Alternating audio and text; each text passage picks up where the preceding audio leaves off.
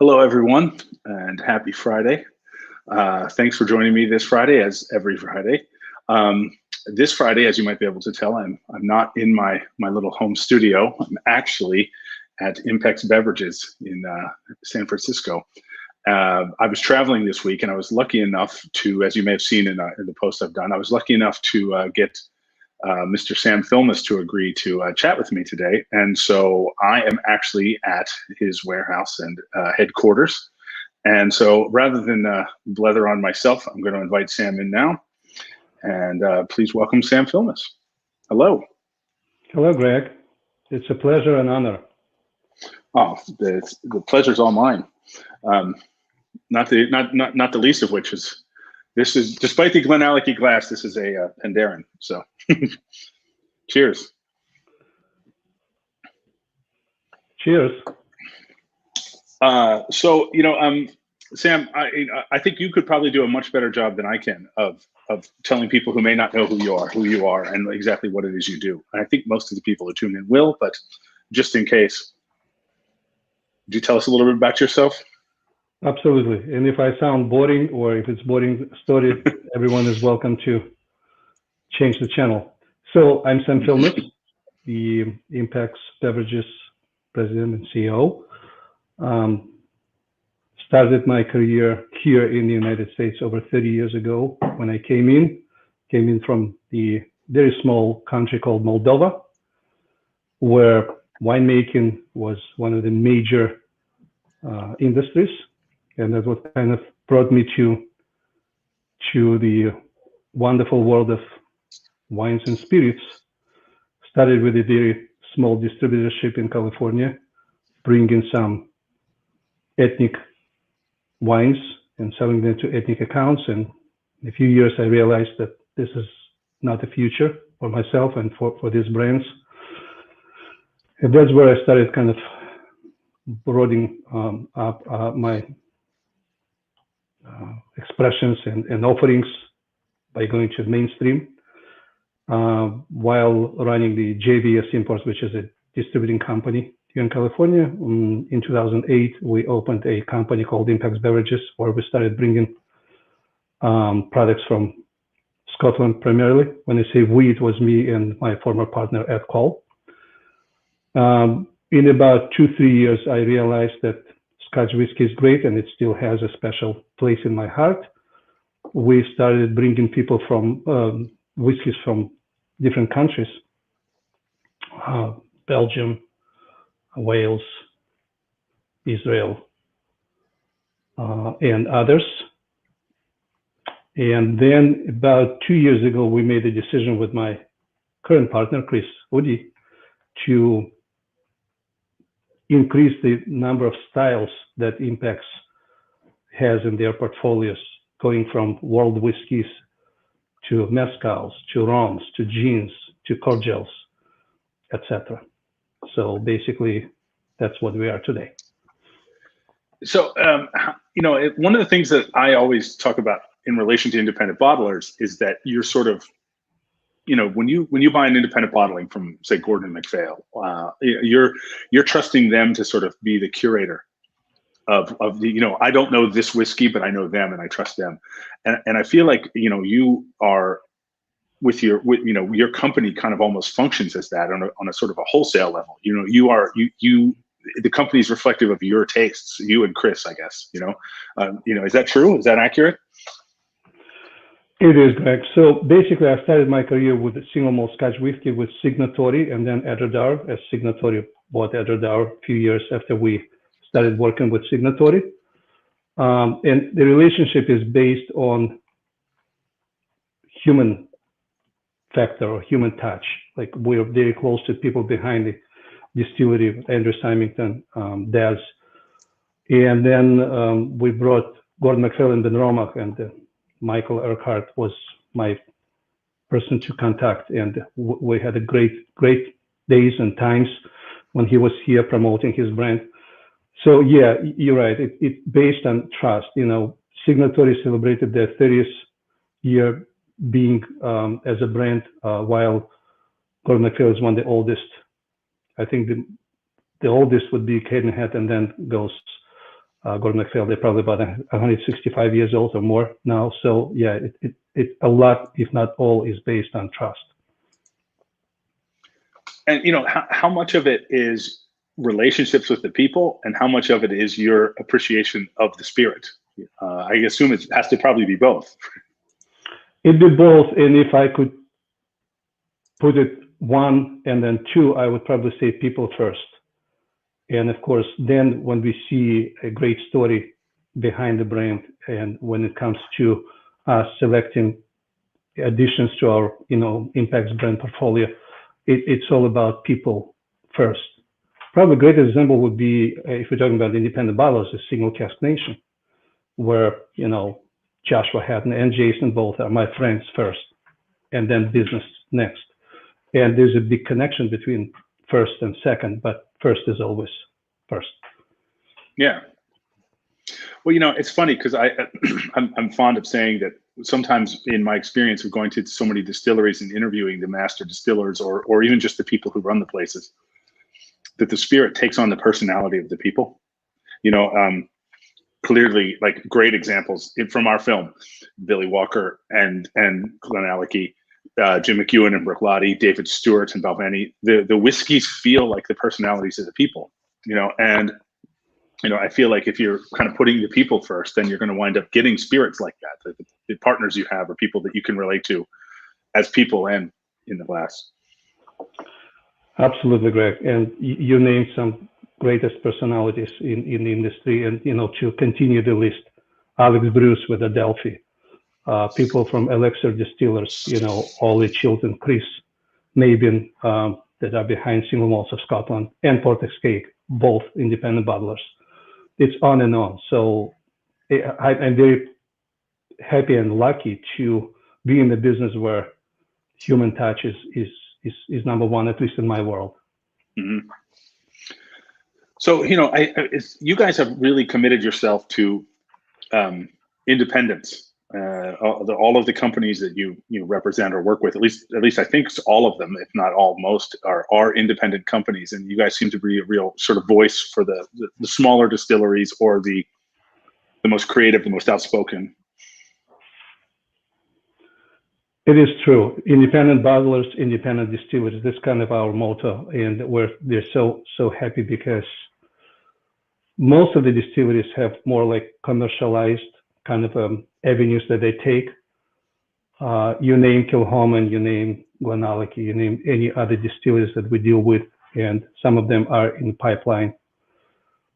It's all about them making decisions where it doesn't need to have 5 signatures before they come up with a specific experimental cask or something like that. And we're so lucky because, look at Killholmen, we're now bringing a mezcal finished cask, later on tequila finished cask. Before it was Calvados. It's just on and on. Same thing with GlenAllachie with their 50,000 plus casks. We can put things on a label that I would never even dream to put with a much bigger corporate distillery. So it's all fun and ability to customize labels to make them special for the consumer, which is it's a great given factor. How important is that for you? I mean, like as a fan, I mean, it must be fun. Like it's not the same whiskey over and over again or the same mezcal, it's always something new and reinventing itself. It seems sure. Like Killholmen, we have it's called ImpEx Cask Evolution Series, where we always come up with something that, as much as we're trying to kind of keep the distillery DNA, but some things are very weird in a good way, and of course we're trying to add to the series some whiskeys that never been bottled before. So that's a lot of fun. Same thing with GlenAllachie, as much as everyone knows GlenAllachie as, sherry matured and etc. We're trying to come up with some different wood finishes, some, port pipe, etc. So it's on both sides, trying to keep the distillery's DNA, but at the same time, trying to find the odd cask that would surprise people who are connoisseurs of this distillery. Hopefully in a good way. Yeah, and that's again, it's like you guys are almost sort of, curators of of. I think you have to be a fan first, and then an aficionado, and then sort of then you guys can say, okay, there's a market for this. I know that because I am that market.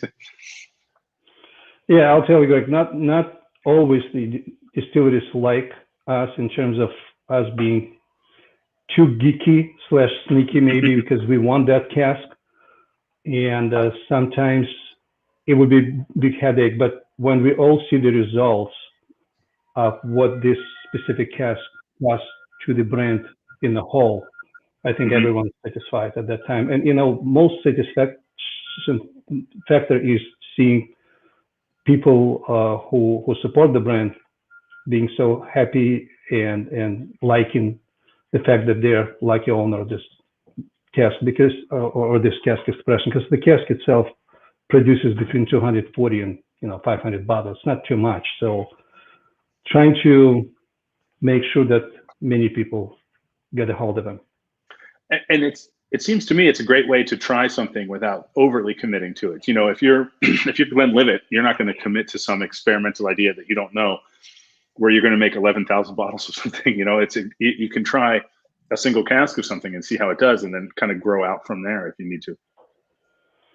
Absolutely. What we're trying to do, core expressions are available on a regular basis, but then you have some, annual releases, and then small batch releases, and then all the way to single cask. What we realize is single cask, as they come and go, we're coming up with something intermediate between small batch and the single cask, where it's more affordable, but also it's a parcel of few casks put together by master blender / distiller, or people like Ollie Chilton. We're working on a project now where whiskey is going to be about $75 on the shelf, higher ABV, non-chill filtered, but a little bit more affordable and quantity-wise more approachable level.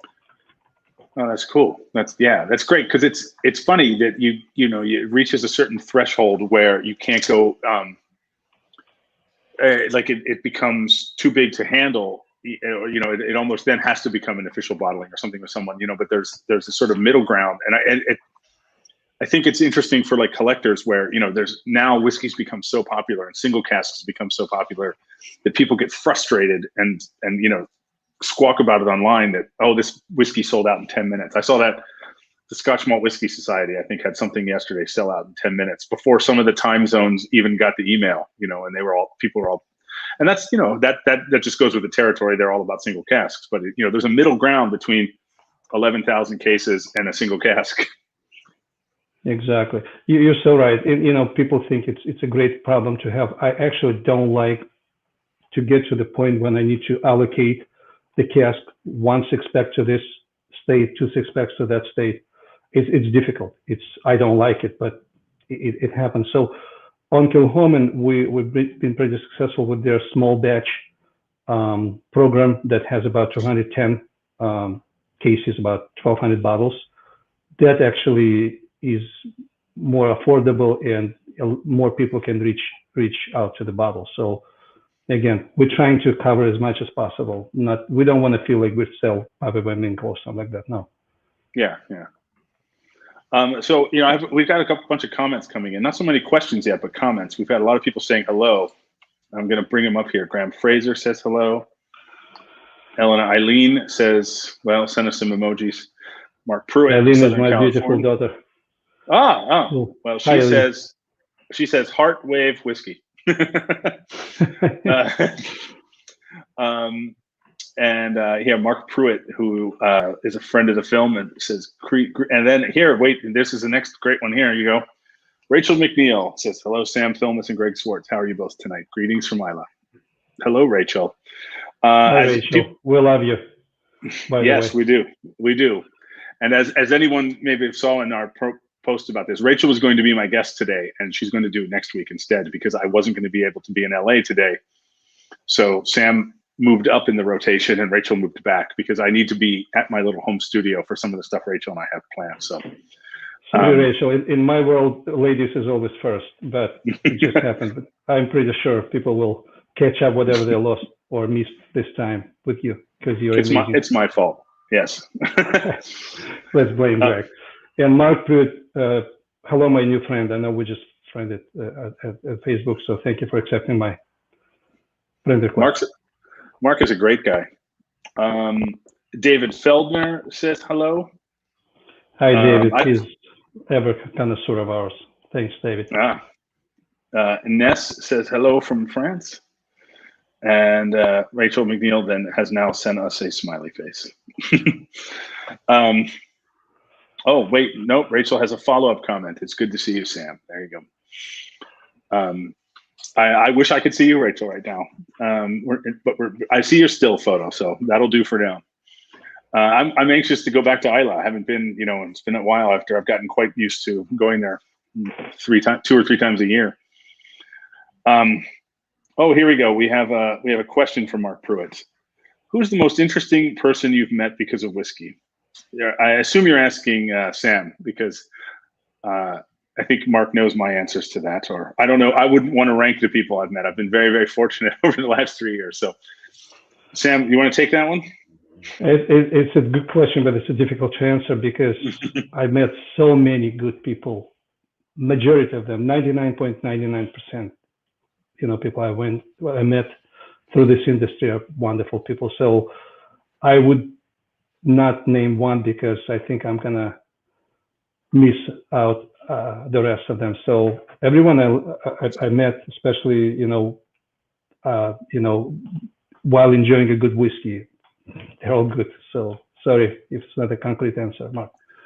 That certainly does make it simpler, or when you meet them and you have good whiskey with them, right? It makes instant friends. Absolutely, 100%. It's no matter if you have a good day, bad day, as long as you have a good whiskey in your glass, or any whiskey, because there's no any bad whiskey, your day is much better. The first time we shot Jim McEwen before the main shoot of the film, I went a few months ahead of time, just a small crew of us, or 3 of us, and I was so nervous that first day of interviewing Jim, and then I wound up stalking him around the globe for 2 years. So I got pretty comfortable. But it's funny because the whiskey kind of removes all of that too. You have a dram with someone, and that all evaporates pretty quickly. Absolutely. I see Donna Andrews there. Hi, Donna. Oh yes, here we go. I'm falling behind. There you go, Donna Andrews. Thanks everybody for tuning in, and if anyone has any questions, please put them in the chat. I will get to them, I promise. But the next thing I wanted to talk about with you, Sam, is some of the new things that you've got going on. I know that I have yet to taste Ardnamurchan whiskey, but I know that you are about to change that because you're bringing it to the U.S. Can you tell us a little bit about that? Sure, Greg. Yeah, we're very excited. It just happens that we bring too many things maybe at the same time, but I think we can blame COVID slowing down the process. But one of the highlights out of what we bring in is the Ardnamurchan and Adelphi. I've known Alex for many years, and there was no any expression of Adelphi that I tasted that was not, excellent. And I was kind of watching Ardnamurchan Distillery development and all this stuff. And at some point, Alex contacted me, and before he finished his sentence, I said yes, yes, and yes to Adelphi as well. So yeah, we're very excited about that. Since the press release came out, I've got probably few dozens of inquiries for Ardnamurchan from people in the US. And it's coming in, it's going to be available here probably about end of June. Mm-hmm. So we bring in the small batch, which is US exclusive, which is going to be, whoever needs to know, it's like 50% of peated whiskey, 50% unpeated whiskey, 65% bourbon casks, 35% sherry, bottled at 58%, 58.6, I believe. And then the single cask of matured and ex bourbon. And then Adelphi as independent bottler will be available towards the end of the year, maybe around August or September, as we're waiting for two expressions to become 14 years old and 18 years old. So that's going to happen in July, and we're going to bottle 5 casks. One of them is Springbank 21 years old. Wow. And some other good stuff that we selected after. It was difficult because Alex tasted it, Connell McKenzie tasted them, and then they sent it to us. And I'm waiting for Joshua. He's not able to make it, but waiting for his tasting notes and before we kind of make a decision. But this 5 will go with 5 casks. Wow, that's exciting. Springbank it's so hard to come by. Especially, even official bottlings these days are really hard to find in the States. Yeah. And I was just drinking some Springbank 2 days ago, and anyway, I can wax rhapsodic about Springbank, but I won't distract myself. 2.5 years ago, we were shooting the film, and while we were shooting at Charlie McLean's house, and while our crew was getting set up, I was chatting with Charlie and about all the new distilleries kind of coming online at the time in Scotland, and he told me, keep your eye on Ardnamurchan. He said he had obviously tasted some early samples and stuff, and was just very, very excited. And so now the only reason I haven't tried it yet is because of the pandemic. It just I haven't been back to Scotland, and it hasn't been here yet. But you can sign me up for the first I'll buy the first bottles. Thank you. I can go to bed without my sleeping pills now. But we're not going to get stuck with that. Thanks, Craig. Yeah, Charlie. Charlie is great, and having him affiliated with a lot of startup distilleries and some independent bottlers, and his taste is phenomenal, and I know that he will support Ardnamurchan from day one, and he supported Adelphi. So having his name affiliated with this too really makes us very proud. Yeah, now Ardnamurchan and El Dorado. It's good company. Well, so speaking of independent bottling, I understand you're about to enter that world directly. Can you tell us a little bit about that? Absolutely. It's more like a passion project for myself and my partner Chris, where we decided to, why not? There's no any competition or trying to.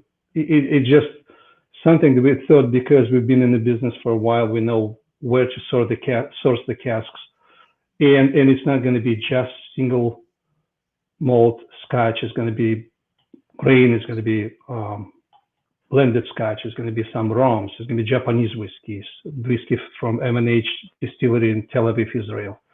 Penderyn, very special casks from there. So speaking of Springbank, I don't know if that's kind of visible, but this is a bottle that we're going to be. There you go. So nice. The independent bottle called the ImpEx Collection, and we're bringing 6 single malts, 6 casks from Scotland, 1 40 years old blend, the 28 years old grain, and then single malts, including this Springbank. But also we're already working on, we secured some 17 years old Japanese whiskey for edition 2, and some other stuff that we're still in the decision process. But the main reason for it is just to highlight what we've done before, and maybe try to bring something for American consumer that they would enjoy, because we're rejecting a lot of things. We've been very picky, very selective, but I hope the American consumer will like our picks as much as we did. So Graham Fraser is asking, what whiskey would Sam most like to bottle next? Well, we're going to be bottling the 17 years old Japanese whiskey.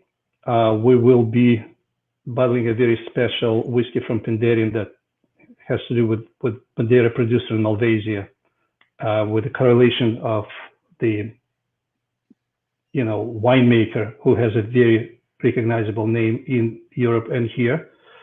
And he agreed to put his name right next to our name.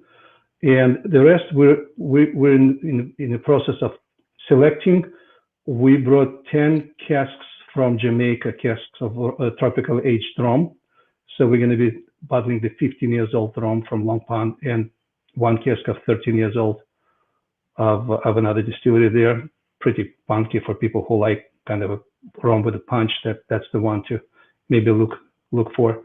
And whatever comes our way, that we bring in another M&H cask from M&H distillery under this label, and whatever else we feel fits the criteria.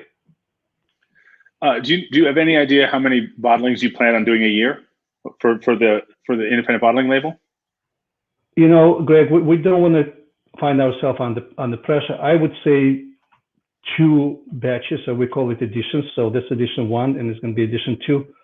It all depends how excited we are with what we find and what we select. There's no any pressure, like this cask of Springbank I bought almost 3 years ago, maybe more, when it was only 23 years old. So we were able to re-rack it into a sherry cask for it to spend some time there, for it to become 25 years old. I mean, we'll just be going how we're able to find the whiskeys that we feel it's worth to put our name on. So do you use the same kind of criteria to select bottlings that you want, or independent bottlings you want to do, that you would use for selecting which distilleries you want to partner with? I mean, is it about the flavor? I mean, obviously with the independent bottlings, it's not about the people. We were talking about, you having relationships with the people first, with the distilleries and stuff. But if you're doing your own independent bottlings, that's just, 1 or 2 or 3 or 4 or 5 casks. So but do you bring a certain, like, are you trying to create, I guess what I'm trying to say is a sort of flavor profile that goes with the brand? Is it that's your taste, or is it something different altogether? Well, great question. And this is something the pattern changes where, when I said people first, here would be, quality and the taste first, because in most cases, we don't know who made this whiskey, and we're not making it ourselves, and our distilleries don't make it either. It's just something that, otherwise would have gotten lost in a big blend or in the distillery list. We're trying to kind of catch this kind of casks. And the criteria is very, very different. Sometimes we want, the bottling to reflect the distillery's DNA, but sometimes we're looking for something that would be totally odd, and not even that distillery, no matter how good you are, if you taste it blindly, you will not guess what distillery it is. So quality, taste, and then affordability. If we're going to be able to bring it the way that consumer will be able to afford it, not just look at the bottle and saying, oh, this bottle is $1,400. I want to try it, but I can't afford it. We don't want to do that. So trying to find this balance between the taste, quality, and will majority of people be able to afford it? That's our criteria. Yeah, it's interesting, because I think some of them, like, all you need to do is say to people, myself included, all you need to do is say to me, a 21-year-old Springbank, and I'll say, okay, that I don't need to know anything else. But sometimes, some of the distilleries that may not be as well known or as hard sought after, you might want to put your own finish on things, or put your own spin on things, or try something new, or re-rack it. And, then you have to kind of be much more interventionist than if it's just a Springbank that would sell itself by its name alone. Sure. And great point. When we talk with the internal bottler and we want to see the manifest, I said, send me the manifest, just tell me how many casks of Broro you have, how many casks of Port Ellen, Rosebank, Copperdonic, and said, it's a joke. On the first release of Adelphi, along with Springbank, we bring some Darwin, we bring some Mortlach, which is great, 18 years old Mortlach. We also bring 10 years old Kalila, matured in the sherry cask from day one. Or we bring some Ben Nevis, 5 years old, first fill sherry cask. Will it be difficult to sell 5 years old? Probably it will, before people taste it. So we're not picky when it comes to, the the names of this. We always want to see some, Ardbegs and Springbanks of the world, but this is not our focus. We understand that we need to sell Outmoors and Peter Carens of the world and Ardmores and et cetera, and we're fine with it. As long as the juice in the bottle is up to our standards, we're okay. One of the, I think what led us to meet is that, one of the featured film distilleries in the film is GlenAllachie. And I think that's how we originally connected with each other, through the people of GlenAllachie. And, one of the things that is really interesting to me is that over the last year, GlenAllachie, in the US I'm talking about, GlenAllachie went from being completely unknown, no one even knew what I was talking about, to being like the buzzed about distillery that is on everybody's lips right now, it seems. Have you guys seen that happen as the importer?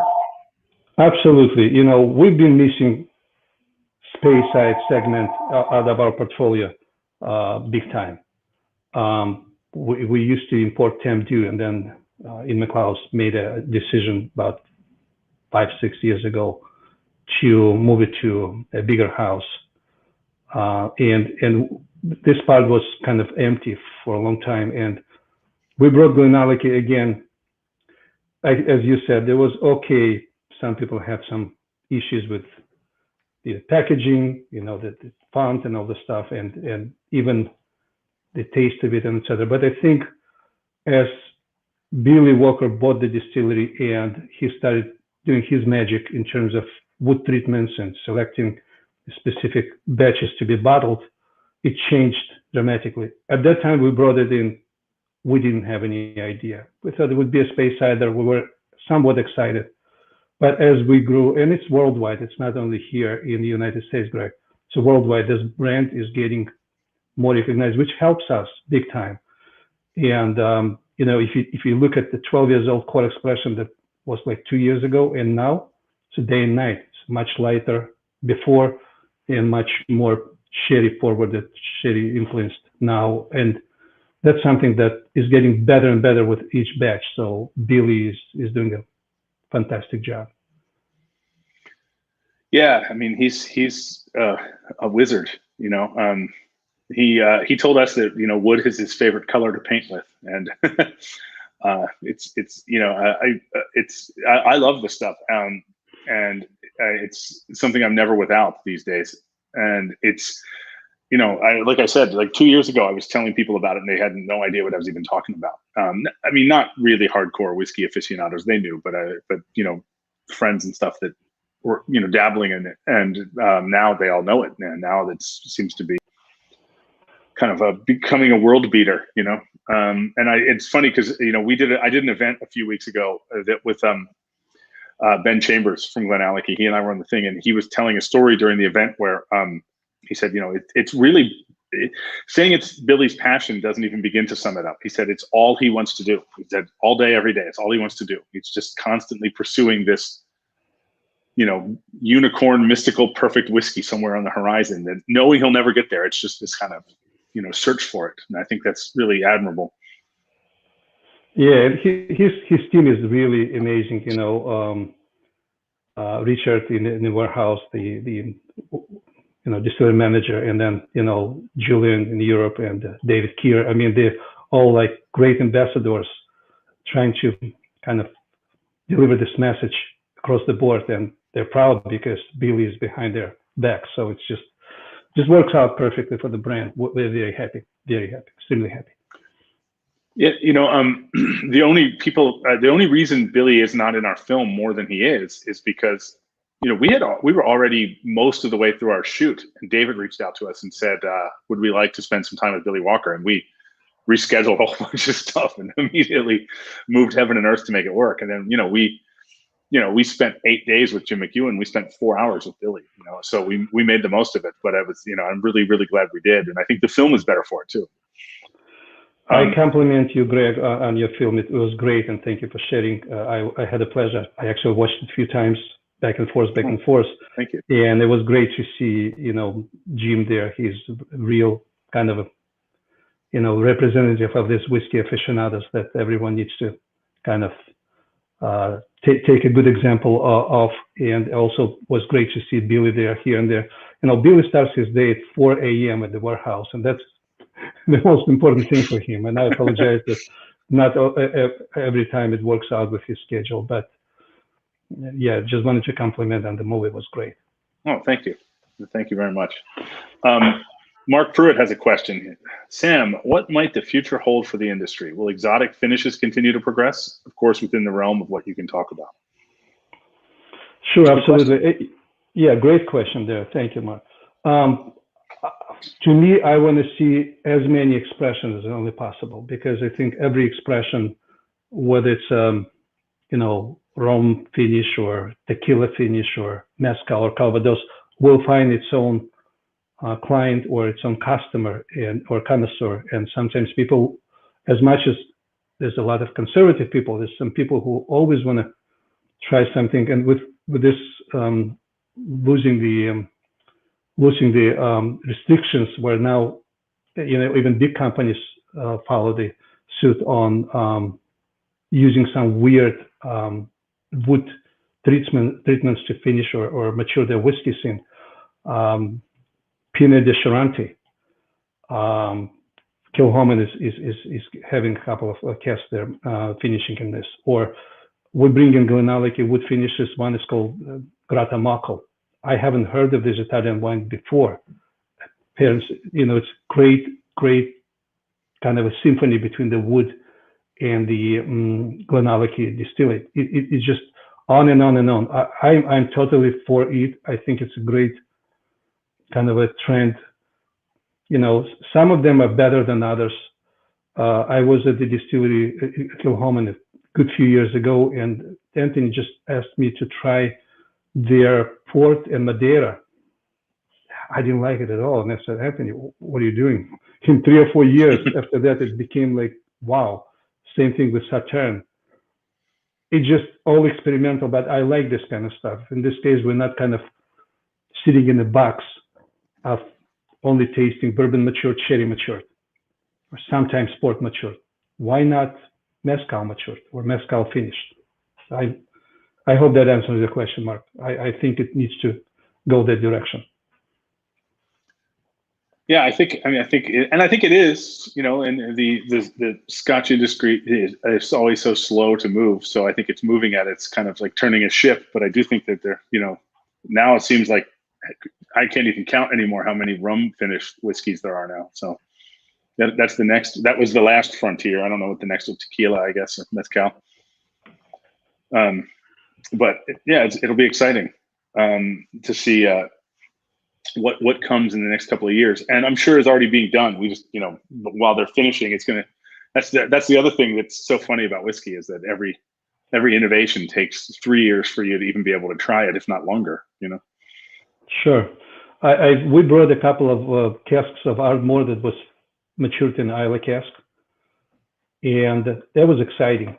And now having Islay whiskey finished in, smoking mezcal, that's something that I'm really looking forward to. Like anything like this would be greatly appreciated.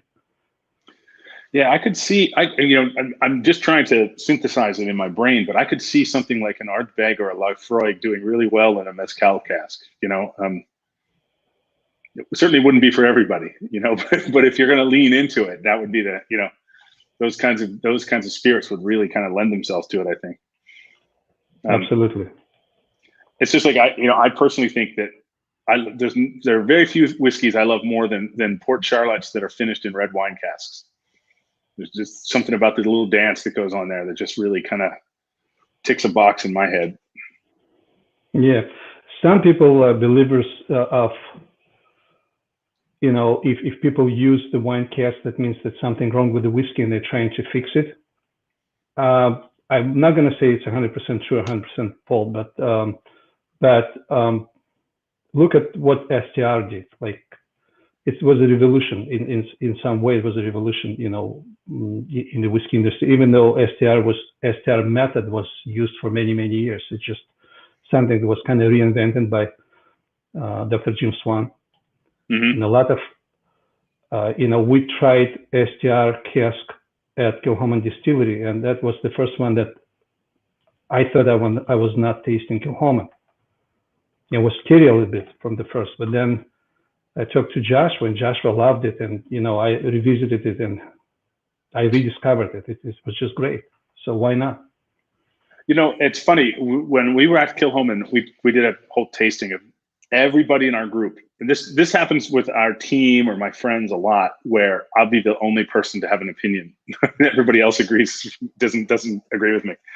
But there's a bunch of us trying a bunch of Killholmens, and I think there were 5 of us, and I think 4 of us, their favorite was the Logworm of 2019 Logworm, and mine was the STR, and I was the only one. But I'm proud to stand my ground on when I'm in the minority like that. I am with you, Greg. Logworm is wonderful. Yeah. And especially from the commercial point of view, because it's #1 selling annual release out of all the Killholmen releases. Logworm is like easiest to sell. So to me, to say I don't like it would be kind of lying. I'm liking it from the commercial point of view, but if you put a bottle of Maher Bay or any bourbon matured Killholmen or bourbon/STR versus Logworm, I would leave Logworm for the 4 people in your team, and I would enjoy bourbon matured. Yeah, that's a personal opinion. Yeah, I've only had a few Logworms. I think probably 3 or 4 different. I don't know, but I've liked them. I like them a lot. It's just not. I don't like them as much as some of the other ones. Yeah, our producer Alphonse is watching, and he said head-to-head powerhouse spirits. He was talking about the Lafroig and Ardbeg in a mezcal cask. Yeah. And Alphonse, your ears must be burning because we talked about you about an hour ago or so with Greg. He shared a few stories about you. I'm gonna guess he's gonna know which story. At least one of them was. It's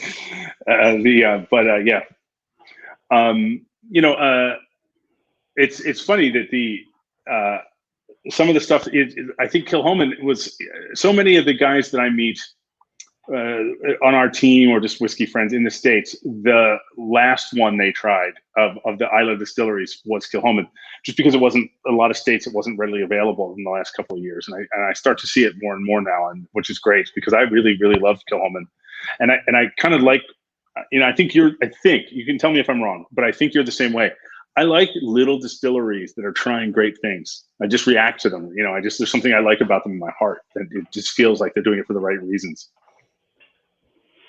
Well, I don't have anything against big distilleries. I love, Glenfiddich and Killholmen, and Glenlivet and all this stuff. But, I met Anthony when the distillery was running for about 5 years. At that time, I believe maybe 4 years, he came to the United States. And the story he shared with me was just really fascinating. The guy, his dream was to build a distillery, grain to glass, really like farm distillery. And he sold his house, he loaded all his credit cards, and he started building it. And then he realized there's not enough money. So he started basically running around and asking for some people to be the investors. And, in whiskey, you invest in the whiskey, and then you wait for another 10, 12 years before, the return comes back, return of the investment. And a few people trusted him, and that's how he started. Isn't that a fascinating story? This is something that practically, but dreams come true. So, yeah. People ask us sometimes why Killholmen was not in our film, and the only reason is because it wasn't. We didn't have the option. We actually wanted to. They were closed when we were shooting because they were having new stills put in, and like the roof was off, and it was a whole work site, and it was just not feasible for us. We have a little footage there, and I think some of it's in the film, but we didn't get to do any interviews and stuff there just because it wasn't a good time. Same way, and I love big distilleries too. I'm not in any way criticizing the big distilleries, but I just, there's something in my heart that I root for the little ones. I don't think someone asked me, I always say that the first single malt I ever had was Glenlivet. And I think I'm probably in a big group of people. The first single malt they ever had, it was Glenlivet in the 90s. And why didn't I include that in the film? I was like, well, their story gets told. I wanted to tell stories that people didn't necessarily know and hear every day.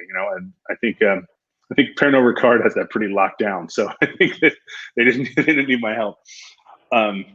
So it's just there's something about the little guys that appeals to me. But I drink the whiskeys from all of them. Yeah, just to echo what you were saying, Greg. Kalila. Some people say it's now 6.5 million liters of pure alcohol a year. Some say they're over 7 million. It's a huge Diageo distillery. I think one of my, if not the favorite, one of my favorites, Islays, is Kalila. I love Kalila. So again, it comes down to what's in your glass. Well, I have a theory that eventually all independent bottlings are just going to be Kalilas, because it seems like, I swear, like 20% of the releases you see are Kalilas. I think it's just because they produce so much spirit. Yeah. Majority of Porter's cake expressions are Kalila, with the exception of the one that you tasted today. But yeah. That was something else. Anyway, yes, that was something else.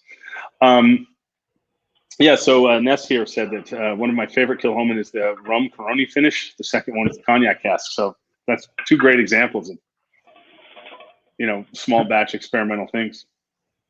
Absolutely. And, unfortunately, neither of these made it to the United States. Caroni, it's not my favorite rum, but because it's a closed distillery, I'd love to have this, but somehow we missed it. We can have them all. I mean, I'm not complaining because Killholmen's been pretty good to us. And cognac, we did get Calvados. We're thinking of bringing cognac cask under ImpEx Cask Evolution series, but that's 2022 when it's, in our opinion, ready to go. I had an interesting Killholmen, and now I'm drawing a blank on what it was. It was a single cask Killholmen. I bought it, and this is a great story when I can't remember which one it was. But I know I bought it in the Dublin airport at the duty free. But I'm drawing a blank on the cask. But anyway, are there any other things that are on the horizon for ImpEx that you want to talk about? Because as I always do, we've gone way beyond. I always tell people half an hour, then we've been talking for 50 minutes now. So, which is great. I'm loving talking to you. Sure, thank you. Likewise, we do have a few things besides out in the market in Delphi that we're bringing in, and some of them, as I said, Herb Garden Gin from the distillery in Edinburgh, and some rums and some other things, mezcal, Mal d'Amour. But also this distillery called Spirit of Yorkshire. It's called File Bay. They're very excited about this. Tasted a few expressions and were blown away. It's pretty much, the same story as Killholmen. They grow their own barley. They do everything on site from A to Z. Oh, cool. And most important thing, and they're very passionate, and it looks like they know what they're doing. They're not cutting the corners. It's all like branded bottle, and good expressions. And it was consulted by Dr. Jim Swan, which is going to make our 5th distillery in the portfolio that has affiliation with this, Einstein of whiskeys person. Well, it's funny. He has such a huge influence on so many people. I always talk about. I always say this in relation to Jim McEwen, but it's just as true, probably more true for Jim Swan, in that, like American football, they'll always talk about a coaching tree. Like, this coach used to be the assistant of this coach, used to be the assistant of this coach. It's like a family tree of coaches and how they grew up underneath. And there's all of these people that are like the titans of whiskey today, the most creative voices in whiskey today, all were in one way or another students of Jim Swan's or colleagues or some way influenced by him. Yeah. So Yeah, a few more things that unfortunately I cannot disclose, but they're in the works, and hopefully we're very excited. Hopefully we'll bring them to the family of offerings at ImpEx. And then we'll focus on existing brands, because the existing brands now offer some very unique expressions that we're all very excited about, and we're working on TTB label approval and some other logistics and etc. So hopefully we'll finish 2021 in a very good, exciting way. Well, has the last year, it was so rough on, and I know the industry overall hurt, but that's largely because of the hospitality industry, hotels and caterers and things. But I think, single casks and small batch releases and stuff did really well over the last year. I think I always tell people that people are watching more movies than ever and drinking more whiskey than ever. And our film is just a house that was built at the crossroads of those two things. But I assume it's, have you guys been very busy this past year? You seem to have added so many new things to the stable. Well, yeah, watching the movie with a nice glass of whiskey, especially if this movie is about this whiskey, I think it's a type of satisfaction. So hopefully with people like yourself, you'll make a lot of this kind of a symphonies enjoyable. We, as much as the year 2020 was rough for everyone, our sales went up. And again, I'm not complaining, because we probably was right timing for our type of whiskeys. There was a lot of people who would order, e-commerce, Johnny Walkers and Jack Daniels and etc. So there's a lot of people that wanted to enjoy something on a little bit, niche, smaller scale level, upper dollar level, and that's where we had a perfect fit. So no complaints. We've done pretty good. Well, hopefully we can do some more. One of the things we did, when we did our Burns Night release, we sold the tasting sets, and we had little color coded dots that corresponded with, okay, this distillery is now featured on the screen. That's the purple dot that goes with this whiskey. So you didn't have to read while you're watching the movie. But one of the benefits of that we only frankly realized after the fact was by not putting words up, by not saying GlenAllachie, by just having a purple dot, we can do it again, but with different GlenAllachies or different Balvenis or different Bruichladdich or whatever, and so I think we're really going to kind of do that some more, because it was really popular with our audience, and we love doing it. It was really fun, and it was a great, fun, communal way. And I think it works even if people are in person. I mean, God willing, the world opens up here very soon, starting to, for sure. And, that's just as appealing in person as it is. If we can do it in theaters, we can do it, so maybe we can do it with you and a bunch of GlenAllachies. Absolutely. I think, tasting whiskey blind is a lot of fun. I think it's great, because then you kind of train your taste buds and you train your nose, and even if your guess is not right, if it's wrong, it's still good. It's a lot of fun. So yeah, sure, be more than happy to be part of. I will say that one of the things we're talking about doing is doing a semi-blind tasting where all of the whiskeys, the only thing ahead of time is that they're all referenced in one way or another in the movie. And sort of, then we can have some fun with that. And I don't mean the specific expression, but like the distillery will be mentioned. But there's some that are in the movie that you might not realize are in the movie, that are just kind of hinted at, little bits, flashes here and there, single shots. Alphonse says #dramsync. So yeah, there you go, Alphonse. You can get started on some artwork for it right now.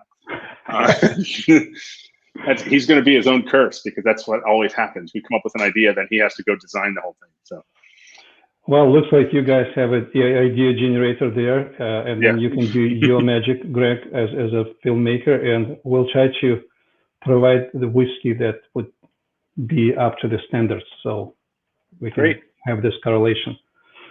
Awesome. Well, I want to thank you very much, Sam. This has been a lot of fun.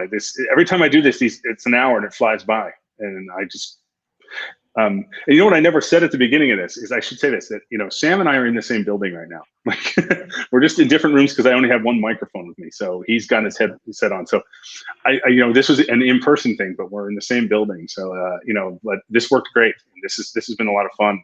And we got lots of, sorry, I brought up the wrong comment, but Mark Pruitt says, yeah, the virtual gatherings brought everyone together. And I totally agree. And that's why I enjoy doing this. You know, today's the first time I've ever met Sam in person. We've just done this a bunch of times. And I think at its best, if the whiskey's good and the conversation's good, then the camera kind of disappears. So. Well, you're right. We met first time, but I have a feeling that we've known each other for many, many years. Don't know why, but it's great. I'm having a great time, and I think everyone who killed his their hour or so listening to this, I do appreciate that, Greg. Everyone who should be working is watching this instead. Friday afternoon. True, and it's night in Scotland, so yeah. Okay, well, thank you so much, Sam, and thank you everyone for tuning in, and hopefully you'll join me next week. And Rachel McNeil will be around. We have some fun things planned for that as well. So I'm going to go talk to Sam in person now. So thanks everybody. Thank you, Greg. Thanks everyone. Cheers. Cheers. I saved one drop. Bye.